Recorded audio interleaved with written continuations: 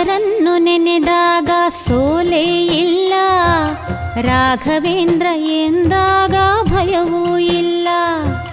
ರಾಯರನ್ನು ನೆನೆದಾಗ ಸೋಲೇ ಇಲ್ಲ, ರಾಘವೇಂದ್ರ ಎಂದಾಗ ಭಯವೂ ಇಲ್ಲ.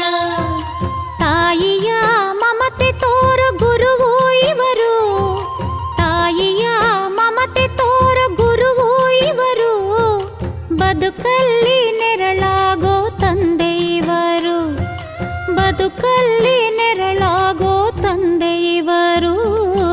ರಾಯರನ್ನು ನೆನೆದಾಗ ಸೋಲೇ ಇಲ್ಲ,